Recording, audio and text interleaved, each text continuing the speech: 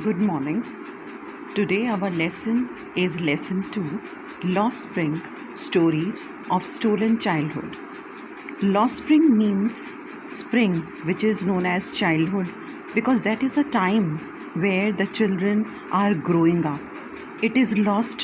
Why? Because we are talking about child labor, the underprivileged children who are working as labor in factories, at tea stalls, even at homes. This story has two parts. First part is sometimes I find a rupee in the garbage. This story is written by Anise John. Here she is describing the pathetic condition of the children who are either working as labor or as the rag pickers. In this first part, something I find a rupee in the garbage. This story is about Sahib. One day, the writer observes Sahib, who was digging the garbage heaps of a neighborhood, as if looking for treasure. This young boy was from Dhaka, but had left his home long ago because of the storms which had swept away their fields and homes. It was then that they shifted to the big city to make a fortune. He had heard of the storms from his mother. When the writer asked him one day why he searched the garbage heaps, he answered that he had nothing to do. The writer suggested that he should go to school, but he said there wasn't one in his neighborhood. She joked with him that she would build one. A few days later, he ran up to her and asked her if her school was ready. She was embarrassed at having made a promise light-heartedly. So here actually we are talking about Sahib, who is a rag picker, which is a great irony because Sahib's full name is Sahib Alam, which means Lord of Universe. But Sahib is only a rag picker. After months of knowing him, one day Anise asked him his name, and then he told Sahib Alam, but he did not know the meaning of Sahib Alam, and that's a pity.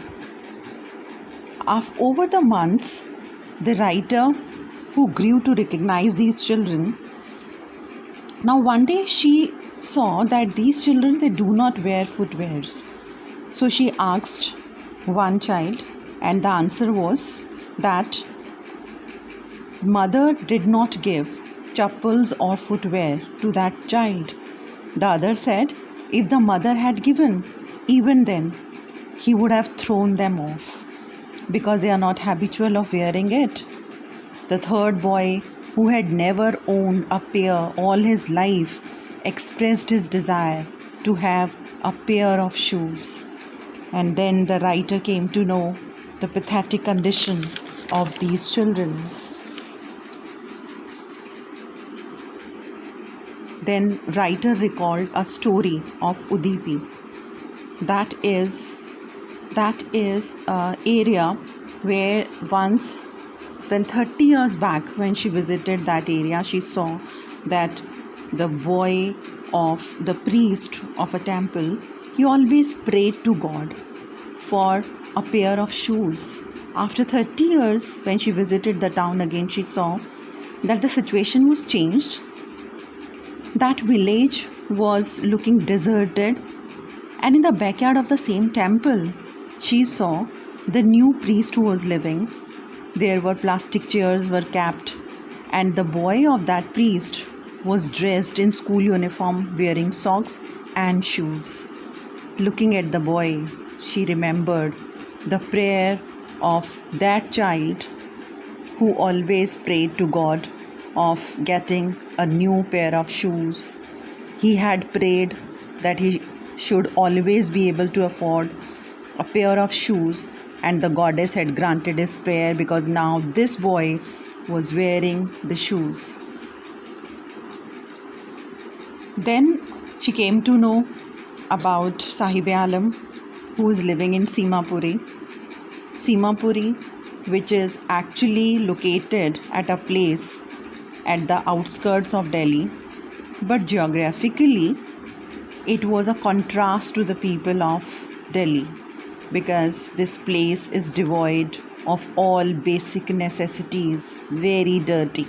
It's a slum area where there is no health facilities and there is garbage all around. Then she came to know that these people are the illegal migrants of Bangladesh living there since 1971, and Sahib's family also lived there. At one time this was a deserted area, but now it had many structures of mud with roof of tin and tarpaulin, and it lacked basic amenities like sewage, drainage or running water. There are at least 10,000 ragpickers lived there, and these unfortunate people lived without an identity, but they all have ration cards so that they could cast their votes, and they will get food also. Food to them was very important than this identity. They had given up their fields in the native place, thus they had to struggle to survive. They found food, they pitched their tents wherever they found the food, and here they are living for so long, and now they are getting food. In this chapter there is one mention of garbage, which is actually had two meaning. For adults, garbage has a different meaning, which means